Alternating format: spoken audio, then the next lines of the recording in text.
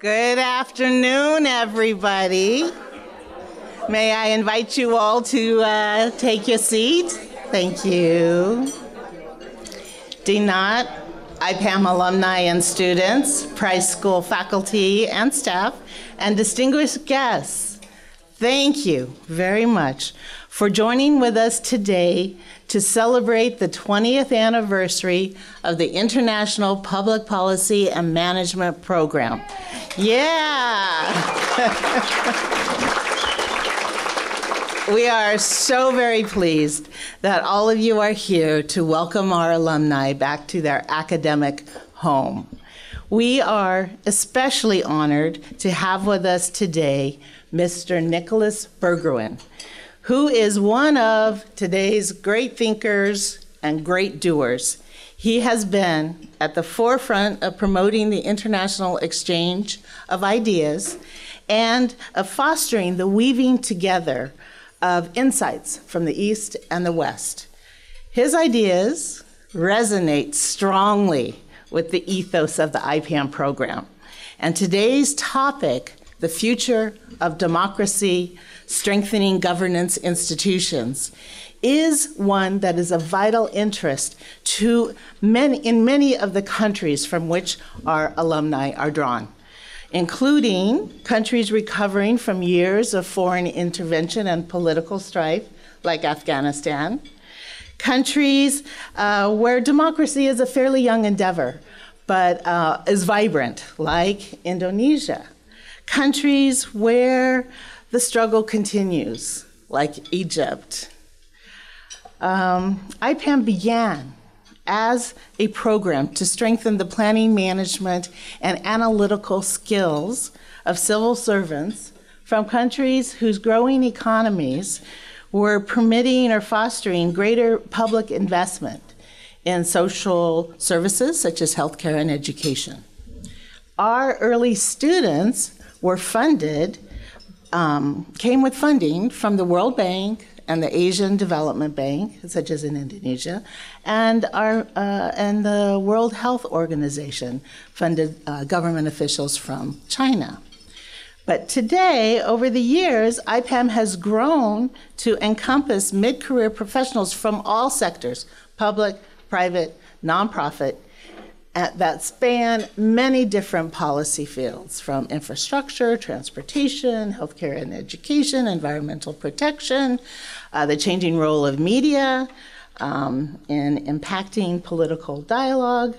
So now we enroll 40 to 45 students from about 13 to 15 countries every year.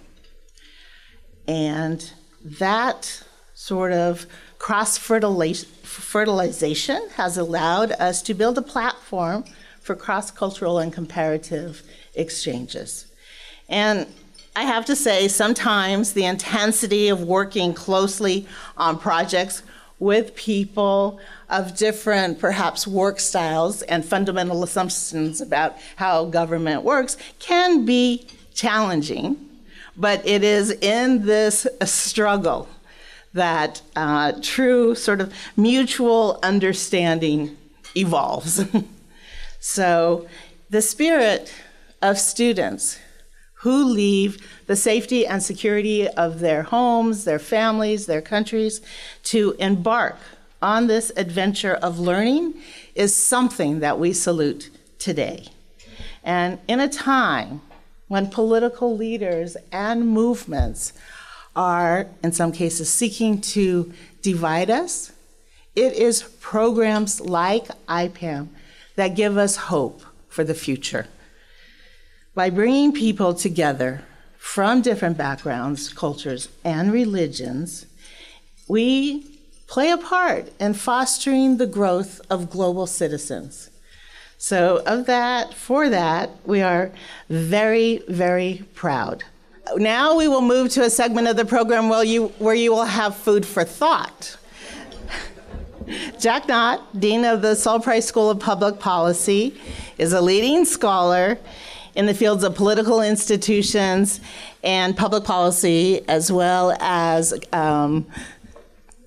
it'll be short, I promise, public management, and is a past president of NASPA, the International Association of Schools of Public Affairs.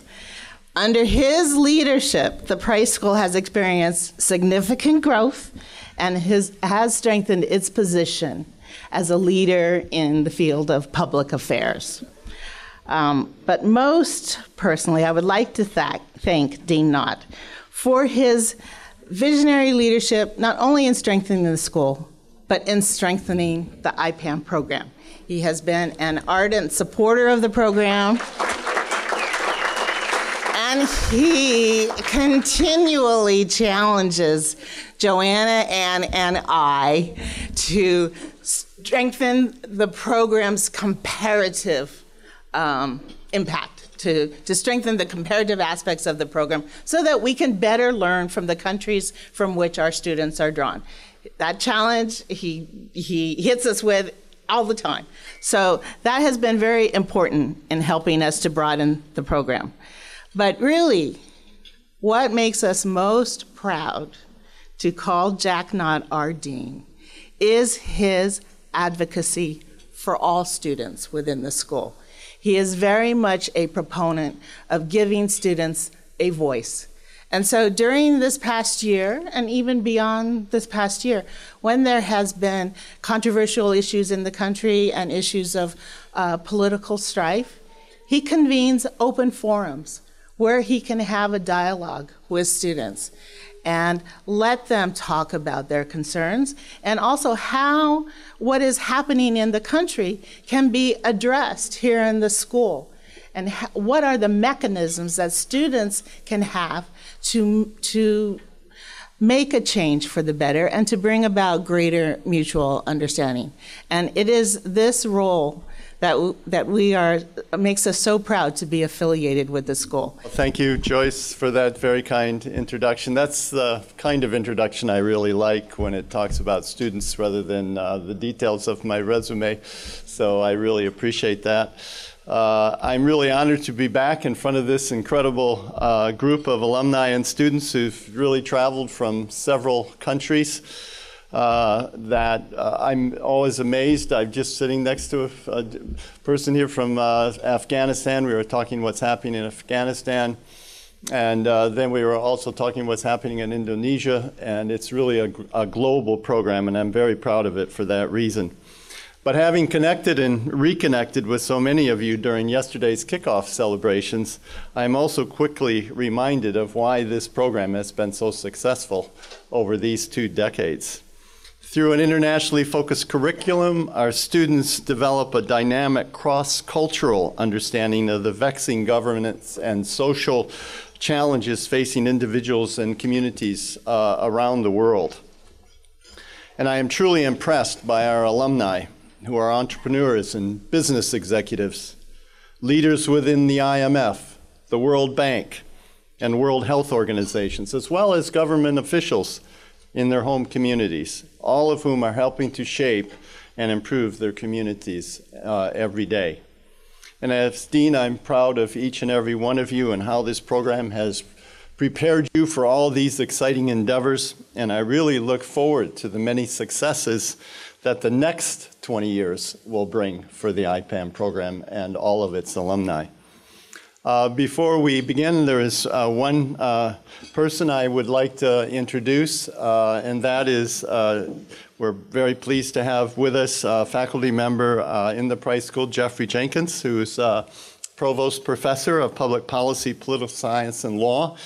He's also the Judith and John Bedrosian Chair of Governance in the Public Enterprise and the Director of the Bedrosian Center. In addition, in his spare time, he also is the editor of the editor-in-chief of the Journal of Politics, which is one of the very top journals in political science in the world. So please welcome Jeff. Could you put your hand up so we know who you are? Thank you.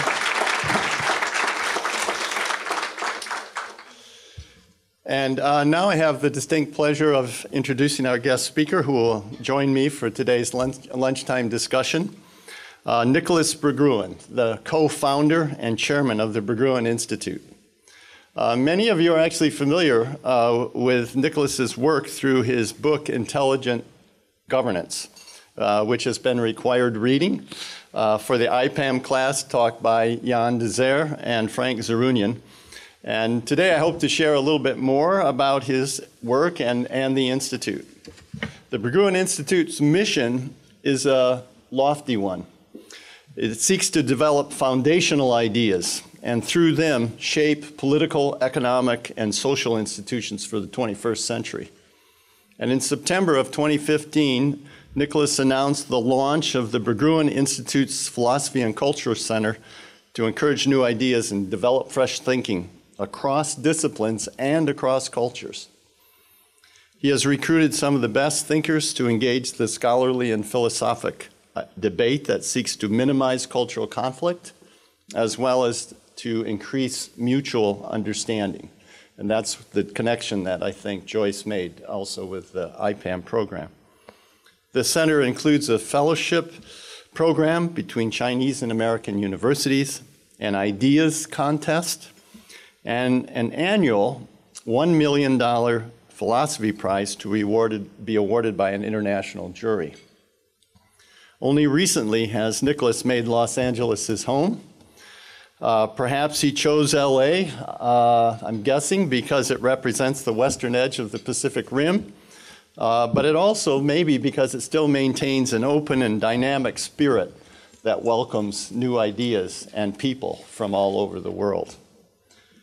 And in his new hometown, he is building a wonderful new campus for his think tank that's perched in the Santa Monica Mountains. I guess a lofty location that reflects the goals of the Institute, but he's also earthbound and intent on implementing the new ideas discovered with his support. And this desire to invest in bettering the community in reality is exemplified by his purchase of a large building for his institute near MacArthur Park in the heart of LA to serve for a place of public lectures, performances, and exhibitions. So like USC's IPPAM program, the Berggruen Institute's Philosophy and Culture Center is forward-thinking with a deep respect for the past. His astute understanding of Chinese philosophy and culture in particular have opened doors to political and societal leaders who might otherwise react negatively to the encroachment of Western thinking. So with a Parisian upbringing, dual German and American citizenship, he is truly a citizen of the world. And we welcome him to USC, which is truly a global university, and we invite him to share his wisdom, and I'm sure he will inspire us, but also keep us grounded in this very rapid changing world that we live in. So please join me in welcoming Nicolas Berggruen. We're here to discuss the future of democracy, strengthening governance institutions. Today's headline suggests that this is a topic of huge importance. You see the emergence of right-wing populism, the turn to authoritarianism by formerly democratic governments, corruption in India and elsewhere, in many countries around the world, success but limited democracy in China, and of course the weaknesses in the American democratic system that we were just talking about during the luncheon.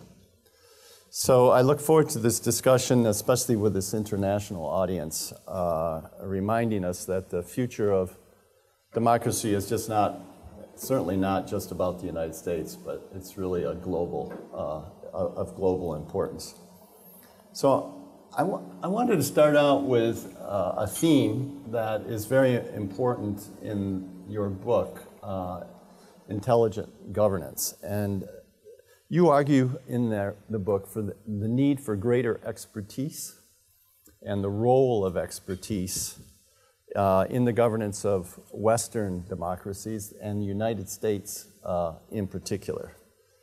And that might include more semi-independent agencies insulated somewhat from political pressure or other avenues. And so I'd like to ask about that. How do you see that? Why is that important? And if it is important, what ways might we realize that in the United States or in Western Europe? Well, first, Dean Knott, thank you for having me here, and thank you, USC. And I have to say the Institute is proud to have some USC alumni and existing USC students. So we're connected.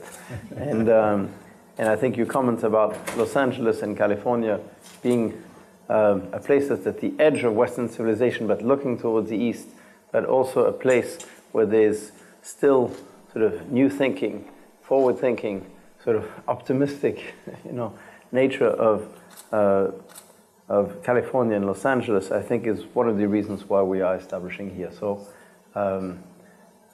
you're in a good place. So to go to your question, I think that at the end of the day, what is government? Government is really there to serve the people. It's meant to be a service organization. And I think that that's somewhat lost, especially in our Western democracies, where government seems to be sort of an instrument of politics or an instrument of power. And at the end of the day, it should be really there to serve the people. So to serve the people, you've got to rise above politics and serve everyone and serve society as a whole. And that means you need to have a service mentality and have the ability to deliver those services. That means degree of competency, of knowledge, of expertise. And I think that what's interesting is that I think democracies in the West, because they've become so politicized, you don't necessarily have as much respect for government and government agencies, and therefore maybe you don't attract as good a caliber of people as they used to be. If you look at countries in the East that are not necessarily democratic, because very often government has a monopoly of power, it also is able to do a lot. It also attracts highly qualified people, and expertise is prized, and government has to be respected. There's no choice. That's not necessarily good in every respect, but it does attract very good people. And I think, to go back to your point, the government and government agencies are really there to serve the people, which means there shouldn't be political instruments, and there should really be at the highest service of the people, which means bringing in the highest caliber in terms of quality personnel. And the question is, and among the people in this audience, students and alumni, are you more attracted to go work for government agencies or international agencies or the private sector? And depending on how you feel about this, it's not just a moral question, but it's also a question of where can you make the most impact. And I think that in the West, especially in the US, unfortunately, I think people are not that keen on going to work for the government and their agencies, and I think that's an issue. Yeah, I have seen that in our public affairs schools in particular. There's a growing interest in going into the private sector.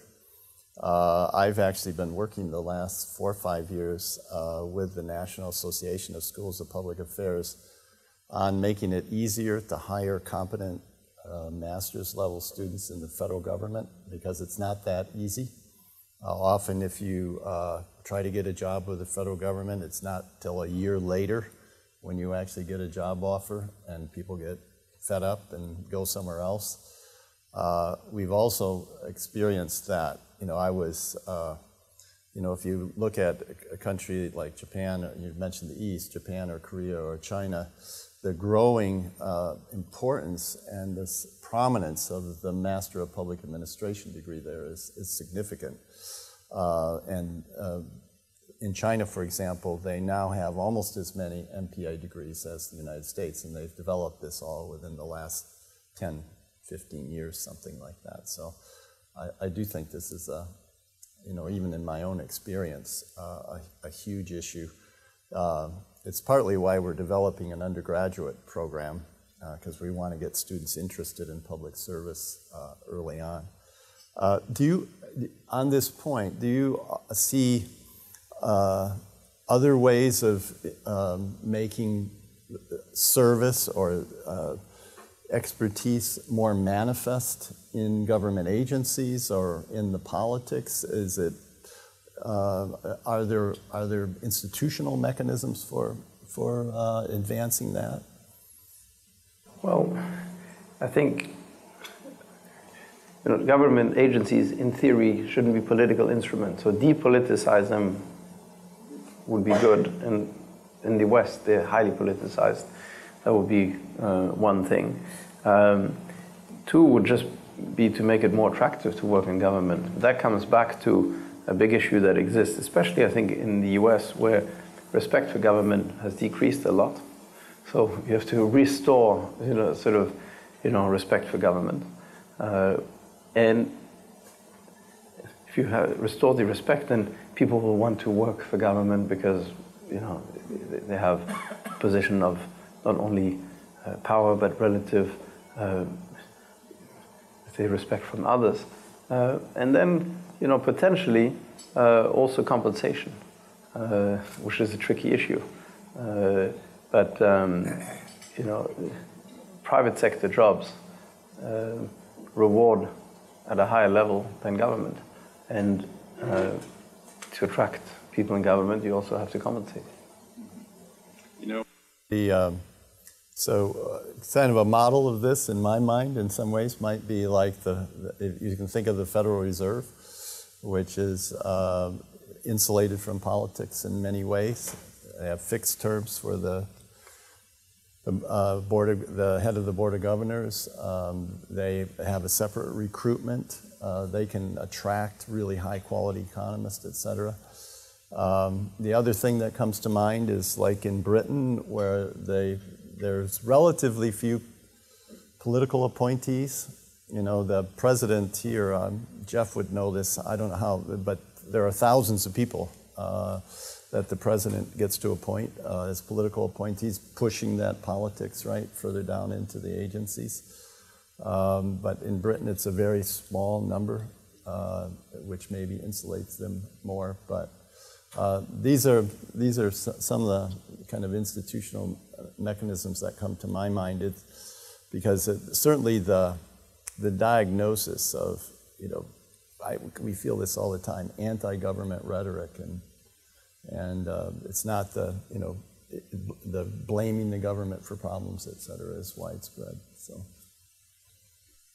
I mean, then there's a danger also to make government bureaucracies too much a bureaucracy that cannot be moved or changed by the politics of a nation. That's the opposite danger for people often. And I don't mean to single out, but people have criticized, for example, Japan to be very bureaucratic and slow-moving, etc.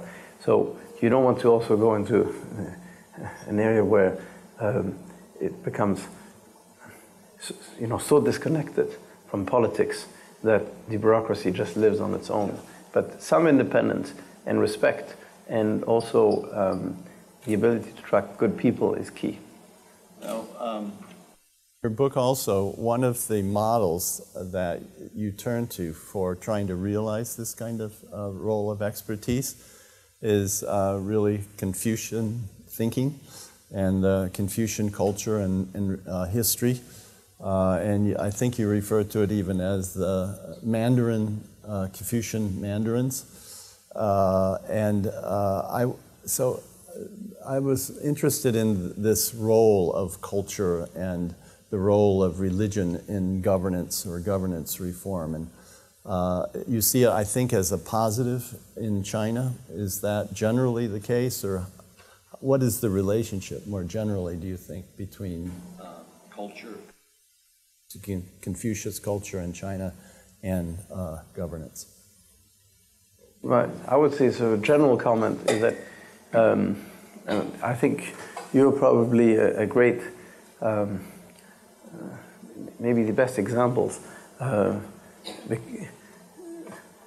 looking at where everyone is from. It seems that there's a lot of cultures represented here.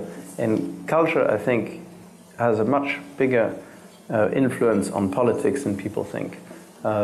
People think, well, you can take a political model, just take it somewhere, and it'll be adapted somehow over time, and it'll work.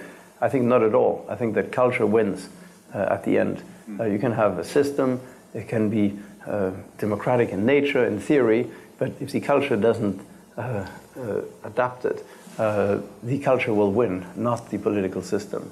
So I think you've seen it everywhere. You've seen it in the Arab Spring. You've seen it in, you've seen it throughout the world. So I think culture dominates. And the specific culture that you mentioned, which I think is quite interesting, the Confucian culture, and I know that a number of people here from countries that are Confucian in terms of history, the Confucian culture, one of learning, of degree of hierarchy, respect for authority, consensus, has really helped certain countries in terms of governance. I'm not saying it should be adopted by others, but for certain countries, and that's specifically China, Japan, and Korea, for certain countries, the Confucian culture has had huge influence. And I think that one of the reasons why China has been overall quite successful in achieving progress over the last 30 years is that the Chinese system and the way the Communist Party operates is really, frankly, a reflection of what happened during the imperial history of China, which is a mandarinate, where the government has to work for everyone, for the people, and there's a system that brings government and people to look in the same direction as opposed to necessarily being at odds. And that's very cultural. It's very old, thousands of years. And I think that's one of the reasons why, even though China is communist in name, in reality, the way it's run is not so different than it was run for thousands of years. Therefore, culture has enormous influence. It so happens that in the case of China, the Confucian ethos is one of sort of achieving harmony within society and achieving a degree of let's say excellence throughout, which is very much the reflection of the Confucian principles. If you think of that in China, Japan, Korea, is there any implications of that, for example, for the United States or for Western Europe? Or is our Judeo-Christian kind of background, individualistic culture, really incompatible in some ways with that? I think that Japan and Korea have almost achieved a hybrid. So if you look at Japan and Korea, they're Confucian in origins, but the way societies run today, democracies, have adopted sort of individual principles of the West. So they are hybrid. The question is, will China ever get there? And we are at the other end of the spectrum in the West. Our interest in harmony, our interest in having sort of society going in one direction is not that high. We value individuals, we value diversity. I think that produces dynamism, it produces also protection of the individual, which is great, but it makes it much harder to have society come together, and it creates a an enormous amount of conflict. You could say conflict helps with change, but sometimes it's painful and it sometimes actually blocks changes. In thinking about culture and governance, have you given any thought to other major cultures like Islamic culture or Hindu culture and how that might affect governance? Sometimes there's arguments on different sides about is Islam compatible with democracy? You're saying that Confucian philosophy and thinking, at least in some countries like Japan and Korea, has been sort of melded with democracy. Do you see that as emerging in, say, Islam or as in Hindu background? Well, again, my own feeling is culture really at the end dominates. So, culture will shape the direction of a country. And religion is really the deepest form of culture in some ways. You could argue that, in the Far East, Confucianism or Shintoism, Buddhism, Taoism are not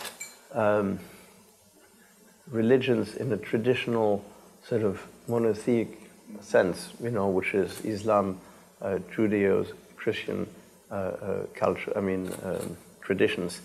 And therefore, a little bit more flexible. But if you think of Islam, or if you think of India with Hinduism, the question is, how much does religion dominate politics versus not? And in the West, even though religion for a long, long period of time dominated our cultures, we've separated, in essence, religion from governance.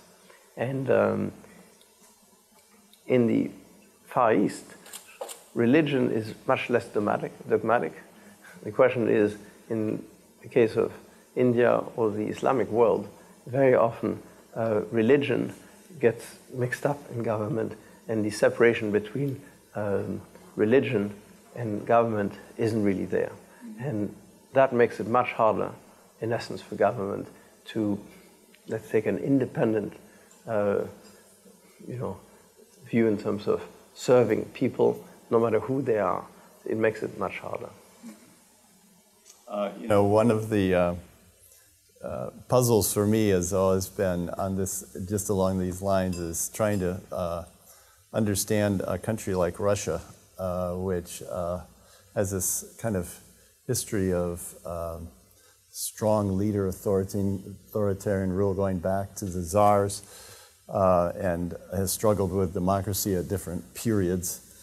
And I never was sure whether that was religion or that is kind of a cultural part of the country, but it seems persistent in some ways. Do you view Russia in that way, or do you think that cultural, religious underpinning is what gives it that kind of consistency toward a strong authoritarian leader? Or if you look at Russia, and I'm not a Russian specialist, I'm sure there's some Russians here will immediately say that whatever I'm saying is nonsense. But a little risky. But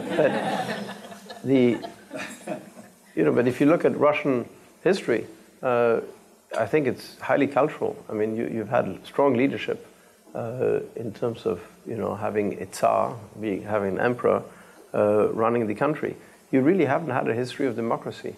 The Tsarist regime fell, and then you went into communism, which had very strong leadership, one-party system, and democracy in a Western sense happened in theory starting in the early 90s. So you're talking about less than about 30 years, so it's a fairly short period of time, and culture came back, and today you have a very strong ruler, and that's very consistent with Russian history. So could the independent institutions of democracy, could democracy as a way of thinking and of life, could that really sort of dominate, take hold, and take over thousands of years of of Russian culture? Not so quickly. Doesn't mean that it doesn't get there. And by the way, we in the West, we didn't become democratic the way we think of today in large populations until fairly recently. That's right. And this is also, I guess, relevant to our efforts to, in some sense, export democracy to places like Iraq or to Afghanistan or elsewhere, where we sort of make the false assumption that within a short period of time you can have a functioning democracy and a culture and a history that hasn't had that in the past. So I just think that's a hugely important issue for our foreign policy and for how we view other countries and their authenticity in terms of the kind of governance they have in reflecting their culture and their religion in their institutions.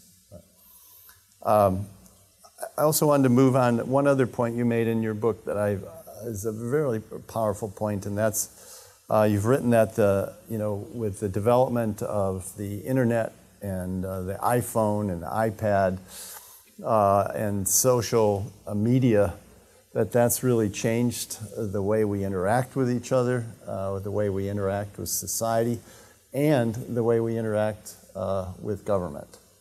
And I'd like to ask you to expound on that a little bit. How do you think it's changed our interaction with government, and is it a good thing or a bad thing, and where do you see it heading?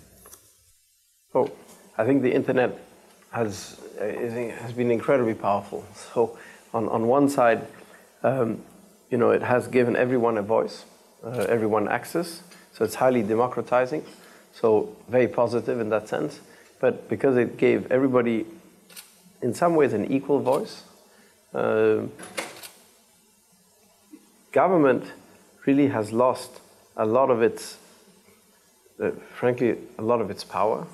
And a lot of the traditional intermediaries of power, or what I think of as editors, so traditional media, political parties, institutions, have really lost their relevance and their ability to be a filter, to be an editor between government and the people.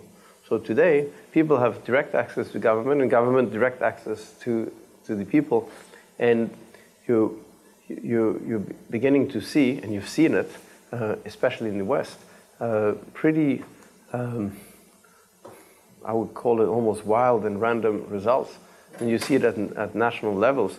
You had the country where I was born in, France, has a president today who won against all political parties, came out of nowhere.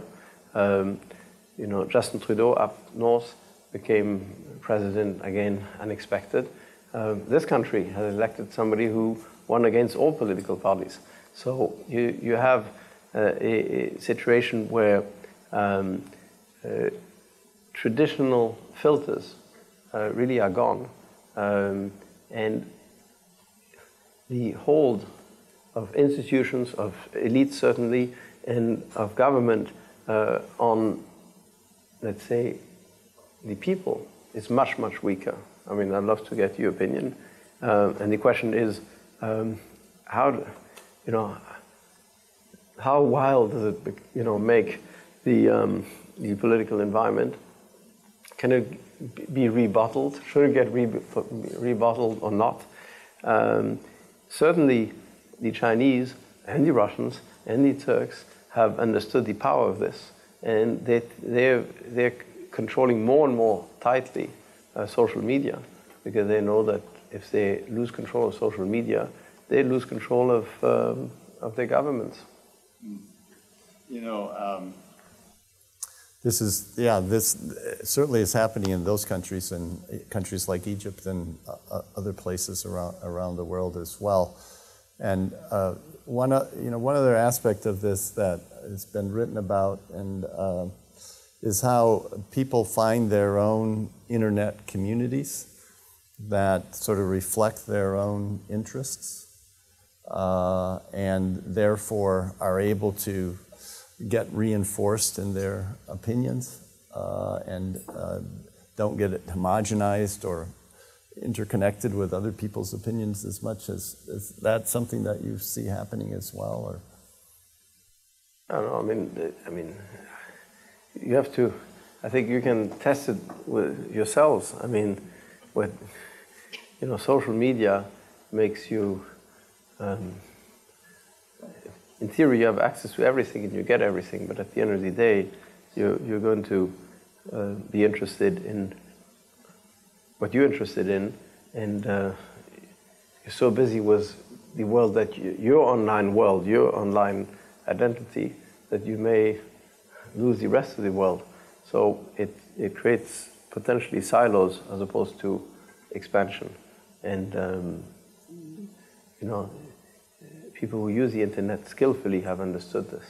Yeah, one of the peculiar things to me about the internet is if you look at who gets the most, views or hits or whatever, it's either some pop star, right, or it's some major international event that affects, politics and history.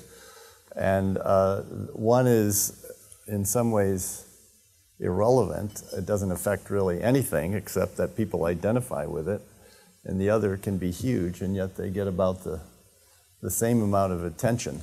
And indeed, if you, I was shocked, just occasionally go on YouTube and you'll see some singer gets 1 billion views, or people listening to her song, which dwarfs almost every other attention that people have. So it's a peculiar communication mechanism in that sense. It kind of reflects our personal identity with celebrities and people that we connect with on an individual basis, and at the same time it does the kind of thing that you're talking about, a direct connection to politics and policy and parties. So I don't know if that makes any difference with regard to this, but it certainly has created, in some ways, I'm always surprised at the kind of world. It's creating a kind of world culture in some ways. One of the people that is in our school is Arnold Schwarzenegger, and I was shocked a couple of years ago when we were in Korea, in Seoul, Korea, and he was a bigger celebrity there than in Los Angeles. I mean, it was really impressive. But anyway, one other question I wanted to ask was about the relationship between government and the economy. We were talking about corruption earlier, which is a two-way phenomenon. It requires government, but it also requires some private sector entity. And as we were talking about it, it focuses not on, as you pointed out earlier, the general populace or the common good, but for specific interests. Also, there's many dimensions to this, but it seems like in China that there's a kind of a grand bargain that people continue to support the government as long as it performs well economically. That seems to be the case in Singapore as well. And so I was wondering if you could say a few things about that nexus between economics, economy, and governance. So I think that it's obvious. Governance and economics are highly connected in general. People are doing well, they're going to like their government more than not. But I actually think it has to do with culture again. I think that in China, for thousands of years, the emperor would continue to be the emperor as long as everything under the heavens was well, meaning as long as the country did well, people would obey the mandarinate and pay taxes, and everything would function. So there's a long history of that in China, and I think that today, as long as the Communist Party does a reasonable job for the economically for the country, I think they'll be supported. I think in other cultural environment it may be different. Look at Russia. Russia, president is very popular, even though the economy is not doing particularly well, because there's a much longer history of respecting whoever's in power, no matter what. And in the West, I think the two are tied very closely.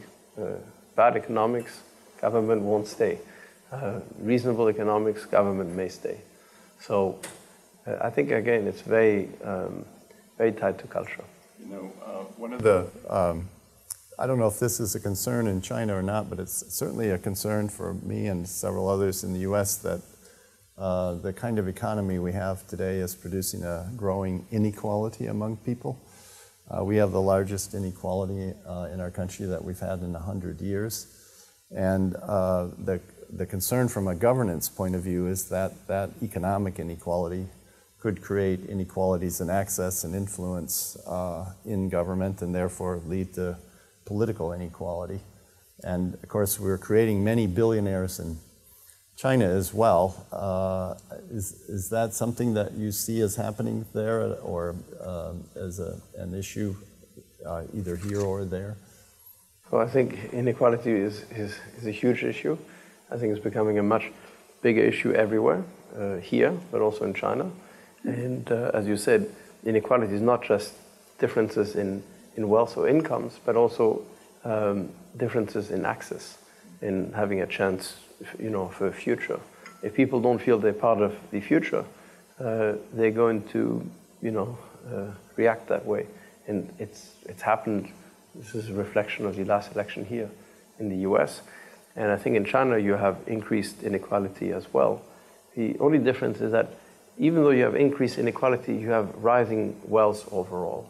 So, as long as people are still feeling that things are getting better, even if inequality increases, they may accept it. But if you have inequality increased, but a big portion of the population not improving, I think that's when you have trouble. So inequality is frankly an issue no matter what, but it's a bigger issue if you don't have rising incomes overall. Which I assume partly what's led to some of the like the Brexit vote in the UK, especially among old industrial areas, and the Great Lakes vote for the Trump presidency here, and maybe some of the populist movements in other parts of Europe as well. Understandably, if people feel that they're not being heard, they're not being part of the future, they're going to protest. I know a lot of people here from Indonesia. I'm fascinated by Indonesia. I've been there a few times. Who wants to represent Indonesia and talk to us about Indonesia, about what's happening? I'm not an alumni. I have nothing to do really with it. But he is the alumni as well as the, minister's advisor or something.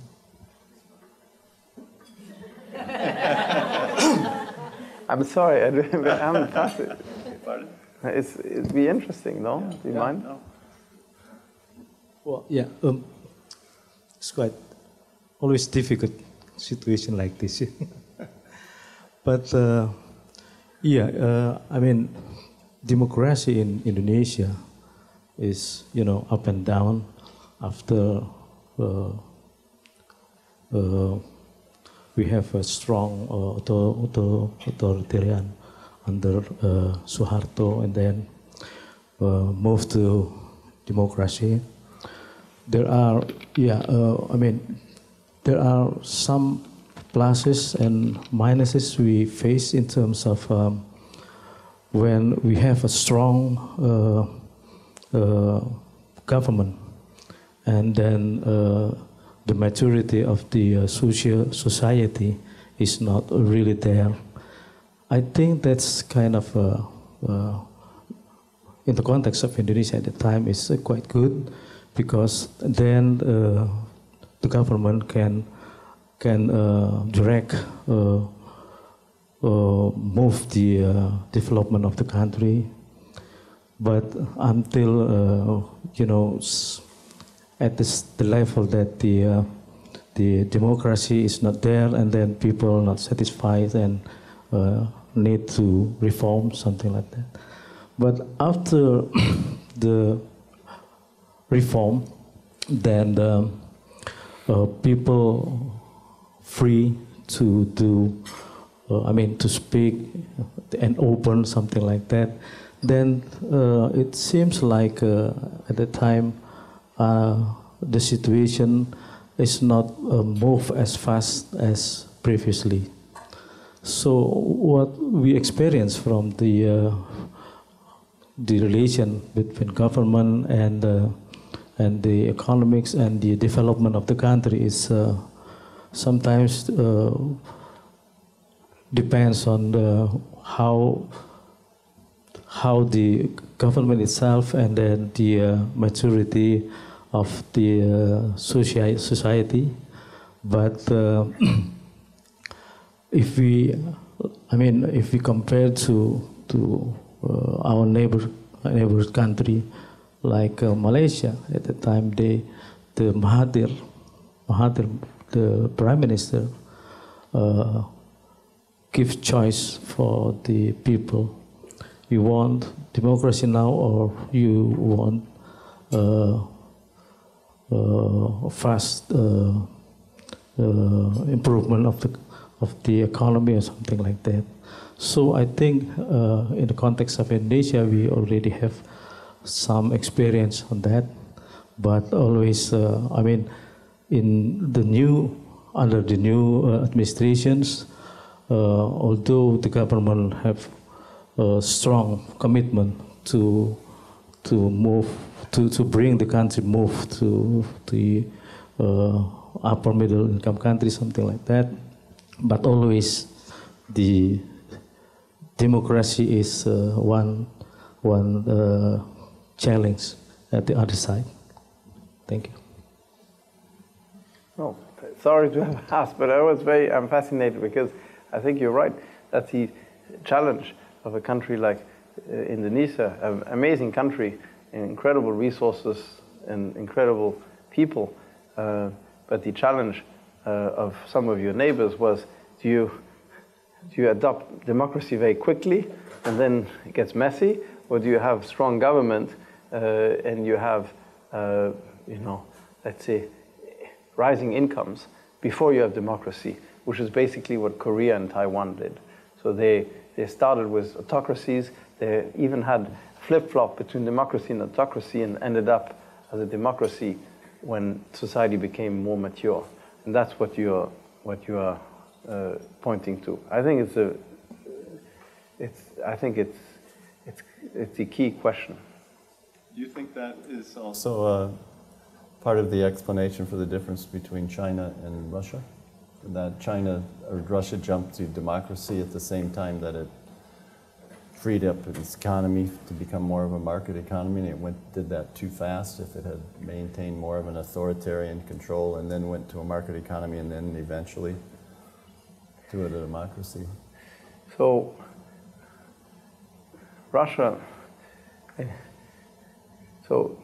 China went from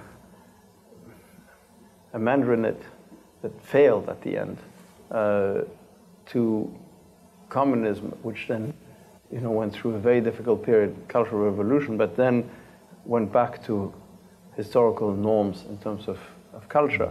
And the key was governance as opposed to the form of governance. And Russia, when it became communist, became something. It had institutions, but that as soon as it became a democracy, there were no more institutions. So they had to function with almost nothing. And democracies, a little bit like what the gentleman said, democracies assume a degree of maturity. And you have to have institutions, you have to have civil society, you have to have a history of participation by people. But if you don't have the institutions, if you don't have any experience, it's very hard. And I think it was very hard for Russia, and it really hasn't been that successful. You have a question? Yes? Thank you. My name is Hussein. I'm from Indonesia as well. You mentioned a lot about the importance of culture in governance. So I want to mention, like last year, we elected the new governor for the capital city of Jakarta. And yesterday was the inauguration process. On his inauguration remarks, he mentioned to bring back the rights of the indigenous people from the... So it's like open attack to the Chinese ethnicity. The question is, I think it's very relevant to what happened in the US with the President Trump tries to divide the country, and it's like not opening the way for people to come to the country and make the country diverse. So I want to know your take on how the world's supposed to be like limitless. The globalization is there's no boundaries. But then again, in some cases, like not only in the Western, in the US, but also in like in Indonesia, that we try to divide people. He said like we need to bring back the rights of the indigenous from especially in China, from Chinese ethnicity. But then again, the question is, what about the Chinese culture is a huge part of Indonesia. What made Indonesia very diverse is one of its Chinese cultures. So I want to see your take on this cultural perspective and how diverse is supposed to be the world in this modern era. Thank you. I think it's a very good question, and it's one that's very hard to. I mean, every country now is struggling with it, meaning how much do you accept diversity at home, and how much do you accept, let's say, immigration, not just physical immigration, but other cultures coming in. So I think that it's a struggle of identity for every country. And again, I think that, especially in this environment, where people who are very often from, let's say, the original old culture of the country have felt sort of left out, or have felt that they have been maybe challenged too quickly by globalization, by multiculturalism, even by technology, which brings all these things in. Well, you almost have to rebalance in that direction and to say, listen, traditions have, in terms of cultural traditions, have to be respected, but minorities have also to be respected. And to achieve this balance is extremely difficult, but that's really the role of a good government, to not really go, in essence, against history. And history, I think, worldwide is going towards more mixing, not less. But do it in a way that's respectful of, traditions, so that you don't undermine, the old cultures. It's an incredibly difficult thing. Hi, my name is Ahmed. I'm from Afghanistan. So my question has two dimensions. First, we have been seeing that there has been huge amount of innovation from the private sector, but the public sector all across the world is still lagging in innovative solutions towards governance. So how do you evaluate this problem? And secondly, in the countries like Afghanistan, Iraq, or Syria, where there has been going a lot, and the paradigm now has been to replicate the best practices in those countries, which has been a failure because there has been huge cultural constraints, and we cannot separate religion from the government too. So what do you recommend in order to shift from a paradigm towards replicating the best practices, towards coming up with innovative solutions while tackling the constraint to change? So I think your first point, I think, is very correct. I think government in general has been way behind civil society in terms of technology and in terms of change. This is one of the big issues that I think frustrates citizens, is that government is too slow, and therefore credibility and respect for government decreases. So it's a big issue. I think that with regards to countries that are trying to, move forward, and especially countries that have had, trouble, let's say Afghanistan or Iraq, Syria. Well, you're right. I mean, adopting the best practices, best technology makes sense. It's easier today than ever because you have access to expertise and things are quite transparent, and technology makes it actually easier. The question is, does it get implemented? I mean, I'll give you one example that's related to a neighbor of Russia. If you think of Estonia. So Estonia, after the fall of the Soviet Empire, so whatever, 25 years ago or so, became an independent, quite small country, very poor. And today it's pretty much, it's doing quite well, middle class. And they've done a good job. They're about 4 million people. They've done a good job by adopting institutions, technology at a very rapid pace, very transparent government using technology.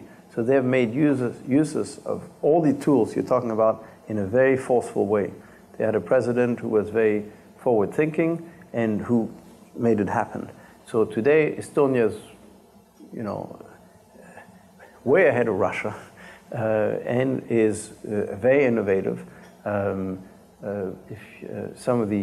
think Skype came out of Estonia, or partly out of Estonia in terms of technology.